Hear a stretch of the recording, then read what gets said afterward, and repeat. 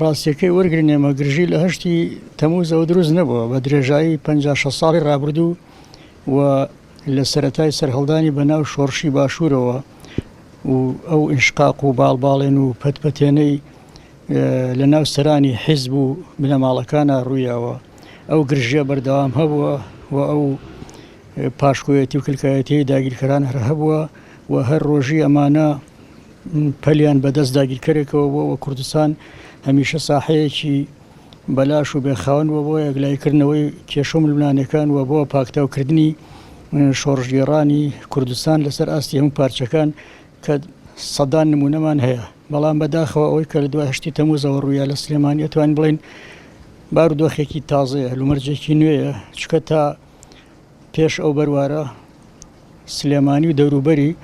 تا ڕادەیەکی باش زۆنێکی ئارام بوو بۆ شۆڕژگەڕان و وڵات پارێزان بەڵام بەداخەوە ئەمەی کە لە حەڤەی ئەیلول و پێشتری ژوابزان هەر هەوڵێکی تیرۆکردنی تر پێش حەڤەی ئەیلول ڕوویە ئەمانە زەنگێکی مەترسیدارن و ئەمانە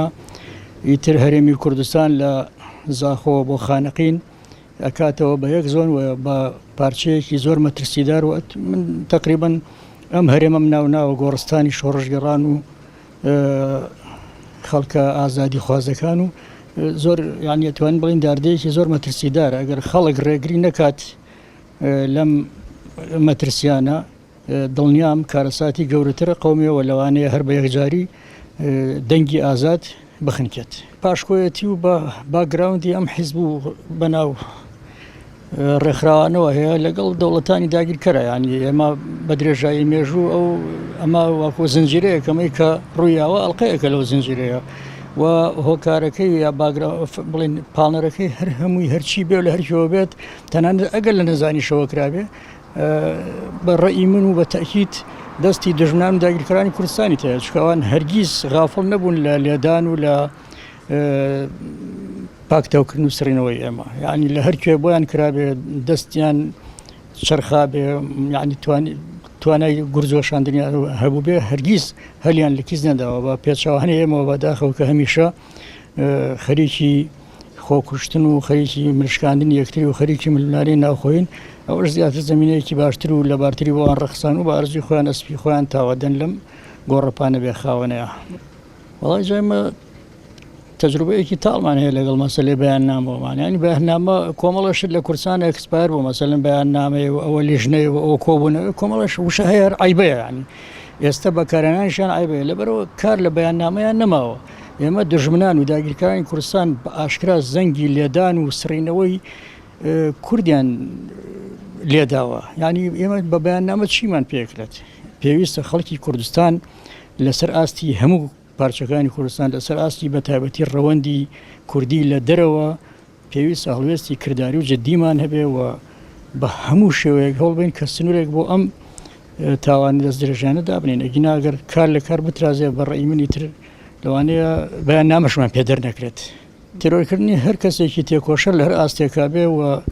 سەر بە هەر هێز و لایەن و هەر قوتابخانەیەکی فکری بێت گورزێکی کاریگەر لە بزوتنەوەی ڕزگاری خوازی کورد ئەلبەتە تیرۆرکردنی کەسانێک وکو هەواڵشکری بێزگە لەوەی کە تەنها کەسایەتی ئەو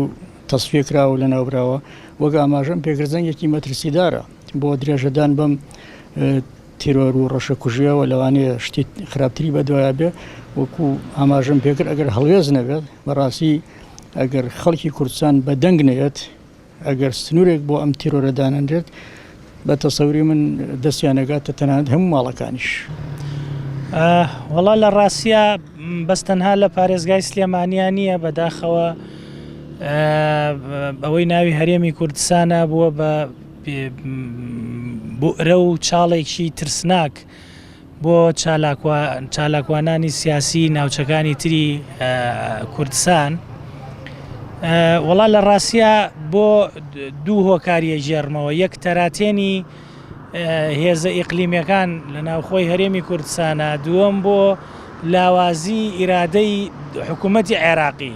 بۆیە باسی حکوومەتی هەرێمی کوردستان ناکەم لە ڕاستیان من بە دەسەمە و بە پاشکۆی هێزە ئیقلیمیەکانیان نەزانم بەڵام لە ڕاستیە ئەوەی کە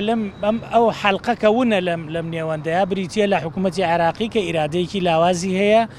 کە بیر لەوە ناکاتەوە کە چۆن وڵاتانی ئیقلیمی چۆن تەراتێنیانە لە ناو هەرێمی کوردستانە و تەنانەت لە خودی عێراقیشە بۆ شەهیدکردن و تیرۆرکردنی خەڵکی ناوچەکانی تر. لە ڕاستیە من هەستەکەم جێگایەکی نائامن سنوورێکی ترسناکە و بە حەق وایە حکوومەتی عێراقی بیر لە دابینکردنی ئازادی و بیر لە با بڵێن گێڕانەوەی ئەوەی سپێڵێن سیادە بۆ ئەم ناوچانە بکاتەوە بە تایبەتی کە هەمومان نەزانین حکوومەتی تورکیا بە تایبەتی بە قوڵایی نزیک بە 100 کیلۆمەتر هاتوۆتە ناوە بە فەرمی. ئەوەشی نافەرمیە هێزەکانی میت و ژیتەم لە شوێنە جیاوازەکانی هەرێمی کوردستانە تەراتێنیانە وەکەوەی کە بەداخەوە لە چەند ڕۆژی ڕابردووە هەڤاڵێکی پارتی کرێکارانی کوردستانیان شەهید کرد لە سلێمانیە. بەیاننامەکە بەیاننامەی هەڵوێست نییە، تۆڵی هەڵوێستێکی سوک ئەسڵەن ئەو هەڵوێستە سوکیش نییە، هەر هەڵوێست نییە بگرە چاواشەکارانەیە. بەیاننامەیەکە بۆ تێکدانی خودی پرۆسەکەیە. لە ڕاستیە ئەرزم کردن ئەوەی ناوی دەستگا و دامەزراوەی حکوومەتی هەرێمی کوردستانە من بە دەستگا و دامەزراوەی سربەخۆی نازانم، بەڵکو پێش هەموو شتێ وابەستەی دوو حیزبی دیاریکراون لەناو ئەو دوو حیزبە خۆشیان وابەستەی دەسەڵاتی ئیقلیمین لە ناوچەکەیە و ئەوان بمانەوە نەمانەوێت دەسەڵاتی ئیقلیمیش ئەوەی ئەوێکە ئەوان بەو جۆرە پاساوەیەنەوە بۆ تیرۆر و بۆ قەڵاچۆکردنی چالاکوانی سیاسی و خەڵکی دڵسۆزی کورد. ئەو شوێنەی کە فەرمان ڕەوایەتی تیاکەی کە ئەیکەی بە زۆنێکی مەترسیدار، ینی ئەمە گەورەترین خەتەرە و پاشان بێمتمانەییەک دروستەکە کە ئەکرێ پێشتر ینی بە جۆرێ لە جۆرەکان ئێمە وا خۆمانمان عارض کرد بێ بۆ کوردانی ناوچەکانی تر کە ئێمە مادەم دەسەڵاتێکی خۆماڵیمان هەیە پەناگە و پێگەین بۆ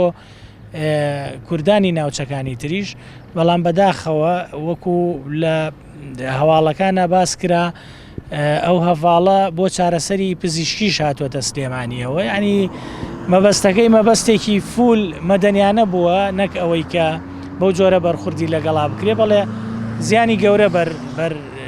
متمانەی ئەو هاوڵاتیانە و هاوڵاتیانی پارچەکانی تری کوردستان نەگەیەنێ بۆ هەرێمی کوردستان. لە دوای هەشتی تەمووزەوە کە کودەتایەک لە زۆنی سەوزیشا بەرقەرار بوو، ینی ئەم جۆرە ڕووداوانە لە ماوەی دوو ڕۆژە دوو هەوڵدا کە یەکێکیان بە بریناربوون و یەکێکیان بە شەهید بوون کۆتایی پێهاتووە، پێمانەڵێ سیگناڵێکی نوێیە لە سیاسەتکردن لە ناوچەکە، مەترسێکی زۆر گەورەیە. لە ڕاستیا پێش هەموو شتێ ئەبێ خەڵک بێدەنگ نەبنەوە، خەڵکە بێ هەڵوێستی هەبێ، هەڵوێستەکانیش ئەوەی کە پێوترێ لە چوارچێوەی نووسی نابێت، لە چوارچێوەی ئیدانەکرد نابێت، لە چوارچێوەی هاتنە سەرجادابێت، لە چوارچێوەی قبول نەکردن بە هەموو جۆرەکانی ئاعتیسامی مەدەنی و تەنانەت غەیری مەدەنیشەوە زەرورە.